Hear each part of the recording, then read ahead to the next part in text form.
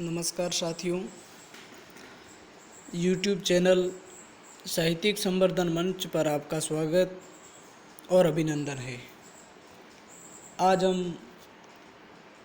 माध्यमिक शिक्षा बोर्ड राजस्थान अजमेर के पाठ्यक्रम के अनुसार 12वीं कक्षा की हिंदी साहित्य प्रथम और उसकी पाठ्यपुस्तिका जो सरयू है उसके 9वें अध्याय जयशंकर प्रसाद की कविता पेसोला की प्रतिध्वनि का अध्ययन करेंगे।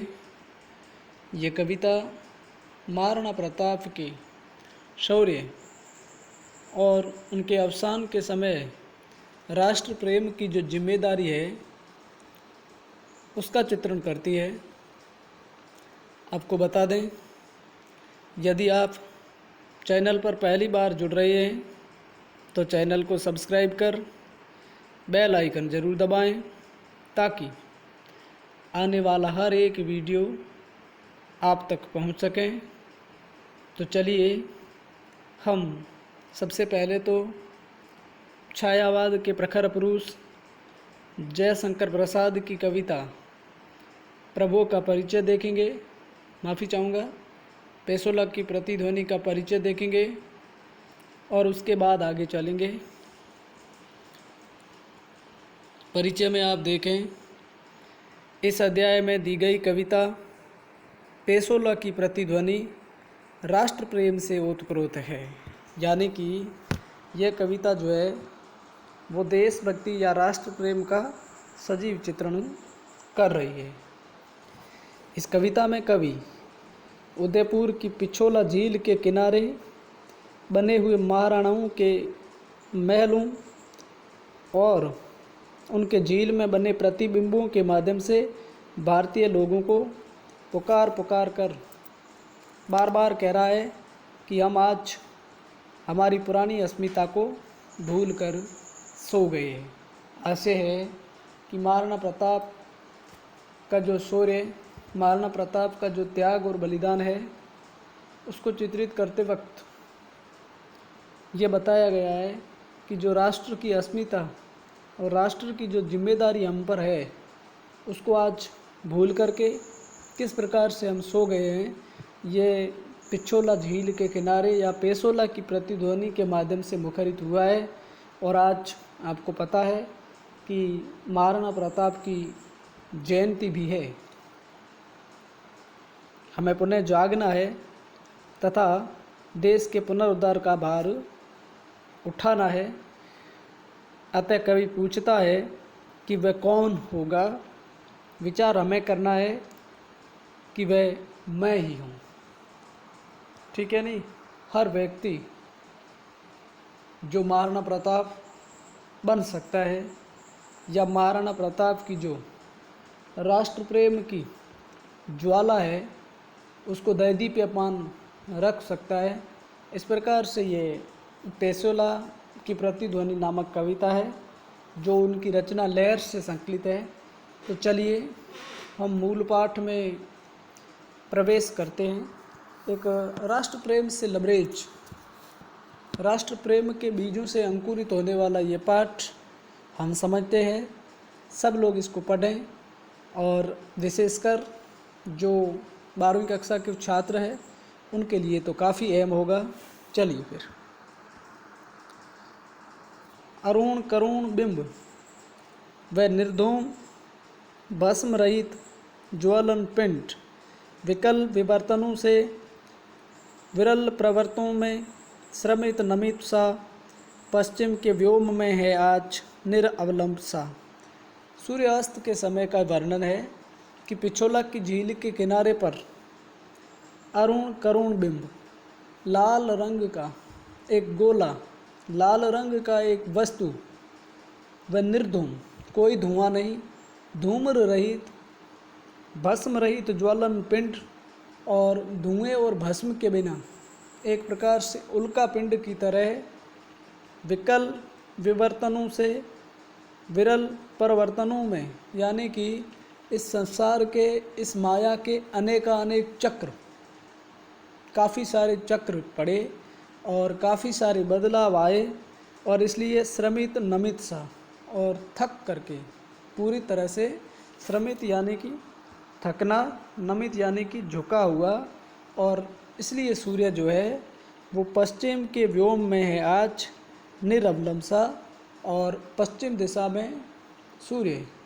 निरवलंब का मतलब होता है बिना सहारा, बिना सहारे के और बिना धुएं एकदम लाल रंग के गोले की तरह छुपता हुआ प्रतीत हो रहा है। और ये पिछोला झील के तट का या किनारे का एक प्रकार से दृश्य उपस्थित किया गया है। आगे देखिए,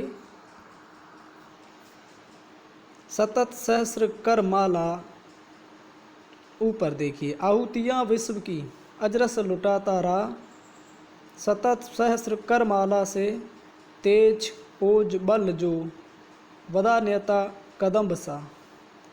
आहुतियाँ विश्व की अजस्र लुटाता रहा, यानी कि दुनिया भर की आहुतियाँ, यज्ञ वेदी की आहुतियाँ लुटाने वाला ये सूर्य सतत लगातार सहस्र कर माला से, अपने हजारों किरणों की मालाओं से वो दुनिया भर की आहुतियों को स्वीकार करता रहा, आहुतियों को लुटाता रहा, और जो तेज ओज और बल को उदारता से कदम की तरह स्वीकार करता रहा।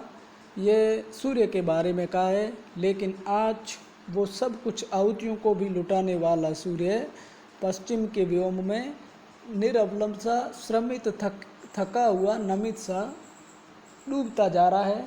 ऐसा पिछोला के किनारे पर कवि जयशंकर प्रसाद को प्रतीत हो रहा है। आगे देखिए, पेसोला की उर्मियाँ है शांत, घनी छाया में तट तरु है चित्रित तरल, चित्र सारी में। पेसोला की उर्मियाँ है शांत, और पिछोला झील की जो उर्मी लहर को कहते हैं, उर्मियाँ जो है वो एकदम शांत है। सांझ का समय है, सूर्य ढल चुका है, और इसलिए वहाँ पिछोला की जो लहरें हैं बिल्कुल शांत है, और घनी छाया में तट तरु है चित्रित तरल, चित्र सारी में। और पिछोला के किनारे पर जो पेड़ पौधे या जो वृक्ष है उनकी छाया पानी में पड़ती है, और एक प्रकार से चित्रसारी जैसी लगती है, या फिर यूँ समझे कि चित्रशाला के समान प्रतीत होती है।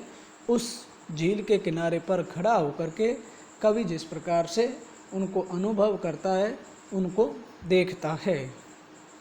झोंपड़े खड़े हैं बने शिल्प के विषाद के दग्ध अवसाद से, धूसर जलद खंड झटक पड़े हैं जैसे विजन अनत में। उस पिछोला के किनारे पर छोटी छोटी झोंपड़ियाँ, छोटे छोटे खंडहर, छोटे छोटे महल वो बने पड़े हैं, और वो विषाद के दग्ध अवसाद के, यानी कि वो उस समय की यातनाओं के, परतंत्रता के, पीड़ा के। और जो झोंपड़े खड़े हैं वो ऐसे लग रहे हैं मानो धूसर जलद खंड झटक पड़े हैं जैसे विजन अनत में। आसमान में काले काले बादल किस प्रकार से दिखते हैं, ठीक उसी प्रकार से वहाँ पर छोटे छोटे झोंपड़े जो पिछोला के पास में खड़े होने पर इर्द गिर्द प्रतीत होते हैं या दिखते हैं। फिर आगे देखिए आप, काली माँ बिखरती है संध्या के कलंक सी, तुदुम्बी मृदंग तुर्य शांत सब मौन है। और सूर्य अस्त के समय जहाँ एक प्रकार से कालापन छा जाता है, और ऐसा लगता है कि सूर्यास्त के समय पिछोला झील पर एक प्रकार से कलंक प्रतीत हो रहा है, आवरण छा जाता है, और वहाँ पर दुदुम्बी मृदंग बाजा होता है जिसको तूरी, ये सारे के सारे सब शांत, किसी भी प्रकार के वाद्य यंत्र की ध्वनि वहाँ पर सुनाई नहीं देती है। और निर्धूम निरवलंब श्रमित नमित सा सूर्य पश्चिम के आंचल में डूब जाता है पिछोला झील के किनारे का। ये इस प्रकार का दृश्य जो अपने आप में वीरान सा प्रतीत होता है। क्योंकि महाराणा प्रताप अब राष्ट्र की जिम्मेदारी को देकर के खुद काल के कपाल में जाना चाहते हैं। फिर भी पुकार सी है गूंज रही व्योम में, कौन लेगा भार ये, कौन विचलेगा नहीं, दुर्बलता इस अस्थि मांस की। देखिए सब कुछ शांत, प्रकृति की हर एक शांत चीज़ बन गई है। सूर्य अस्त का समय है, सूर्य खुद पश्चिम में डूबने को गया है, लेकिन फिर भी पुकार सी है गूंज रही व्योम में। एक आवाज़, एक पुकार जो आसमान में, जो गगन में सुनाई दे रही है, और उसकी आवाज़ का क्या संदेश कि कौन लेगा भार ये, कौन विचलेगा नहीं, जिम्मेदारी कौन लेगा, कौन विचलित नहीं होगा। इस प्रकार से एक आवाज़ उठती है वहाँ से, क्योंकि महाराणा प्रताप जो है पिछोला की झील की जो प्रतिध्वनि बनकर के मुखरित होते हैं, और ये जिम्मेदारी राष्ट्र को बनाए रखने की, राष्ट्र की अस्मिता और अक्षुण्णता की जिम्मेदारी कौन लेगा। ऐसा महाराणा प्रताप पिछोला के वहाँ खड़े होकर के जहाँ कवि देखते हैं, वहाँ पर प्रश्न करते हैं। दुर्बलता इस अस्थि मांस की, ठोक कर लोहे से परख कर वज्र से, प्रलय उल्का खंड के निकस पर कस कर। यानी कि इस हाड़ मांस से बने हुए अस्थि पंजर की कमजोरी के कारण, और उस कमजोरी को छोड़ और अपने शरीर को लोह की सी दृढ़ता के रूप में उबार कर, और प्रलय उल्का के खंड को तीर कमान पर कस करके, यानी कि पूरी कसौटी पर कस करके, और इस जिम्मेदारी को कौन स्वीकार करेगा। जिम्मेदारी आपको बता दें, इस देश को, इस देश की अक्षुण्णता को, इस देश की मान मर्यादा को चलायमान रखने के लिए महाराणा प्रताप की जो धरोहर है, उसको कौन सा उत्तराधिकारी भला संभालेगा। पिछोला की प्रतिध्वनि के माध्यम से पूछा जा रहा है। अगर कोई है तो लोह की सी वज्रता वाला चेहरा सामने आए, ताकि महाराणा प्रताप जिम्मेदारी दे करके निकल जाएं। चूर्ण अस्थि पुंज सा हंसेगा अट्टहास कौन, साधना पिशाचों की बिखर चूर चूर होके, धूल सी उड़ेगी किस द्रप्त फूतकार से। चूर्ण अस्थि पुंज सा हंसेगा अट्टहास कौन, और सब जगह कोई प्रति उत्तर नहीं आता है, तो एक प्रकार से अट्टहास, एक प्रकार से मजाक पैदा होती है, हुक उठती है कि साधना पिशाचों की बिखर चूर चूर होके धूली सी उड़ेगी किस द्रप्त फूतकार से। यानी कि जो एक अट्टहास, एक जो सन्नाटा है, उसको तोड़ करके महाराणा प्रताप की उस हुक, उस आवाज़ को सुन करके कौन है जो इस मेवाड़ की धरोहर की, मेवाड़ के महलों की, मेवाड़ की मर्यादाओं की, मेवाड़ की अस्मिता की इज्जत के लिए महाराणा प्रताप की जिम्मेदारी को संभालने के लिए तैयार है। कौन लेगा भार ये, जीवित है कौन। यानी कि कोई ऐसा व्यक्ति है जिनमें प्राण है, तो अगर उनमें प्राण है तो उनको ये भार लेना होगा, उनको ये जिम्मेदारी लेनी होगी। ऐसे व्यक्ति की तलाश वहाँ पर की जा रही है। सांस चलती है किसकी, कहता है कौन ऊंची छाती कर, मैं हूँ मेवाड़ में। यानी कि ऐसा कोई है जिनके प्राण चल रहे हैं। अगर प्राण चल भी रहे हैं तो वो महाराणा प्रताप की विरासत को स्वीकार करे, और ऊंची छाती करके सस्वर और मजबूती के साथ में कहें कि मैं मेवाड़ हूँ, मैं मेवाड़ का उत्तराधिकारी हूँ, और महाराणा प्रताप की विरासत को मैं बखूबी पालन करूँगा। ऐसा कोई है तो वो सामने आए और छाती ऊंची करके इसकी उद्घोषणा करें। अरावली श्रृंग सा समोन्नत सिर किसका, बोलो कोई बोलो, अरे क्या तुम सब मृत हो। यानी कि ऐसा व्यक्ति जो अरावली श्रृंग, श्रृंग का अर्थ होता है चोटी, यानी कि अरावली चोटी के जिसका, या अरावली के जैसा समुन्नत या मजबूत दृढ़ इरादा किसी का है, यानी कि अरावली अडिग है, ऐसा कोई अडिग व्यक्ति है, और इसलिए वो चिल्ला करके कहते हैं प्रताप कि बोलो, अरे कोई तो बोलो, या फिर सब मरे हुए हो कि आप में से किसी की आवाज़ तक नहीं आ रही है। आह, इस खेवा की कौन थामता है पतवार, ऐसे ही अंधड़ में अंधकार पारावार, गैन नियति सा उमड़ रहा है, ज्योति रेखाहीन क्षुब्ध हो। आ इस खेवा की कौन थामता है पतवार, ऐसे अंधड़ में, यानी कि एक विपरीत परिस्थिति में जहाँ नाव डगमगा जाती है और खेवनहार किस प्रकार से उसको संभाल देता है, मेवाड़ की नाव भी डगमगा मई गई है, क्योंकि प्रताप जैसा केवट जो अब यहाँ से विदा हो रहा है, उसको संभालने के लिए कोई तैयार हो, उसकी सार संभाल करने के लिए किसी को जिम्मेदारी देनी होगी। पिछोला की झील पर ये बार बार पुकार उठ रही है, अंधकार पारावार गहन नियति सा। और ये दुर्भाग्य है कि आज मेवाड़ पर इस प्रकार की परिस्थिति आई है कि महाराणा के अवसान के बाद कोई उसका उत्तराधिकारी योग्य नहीं है।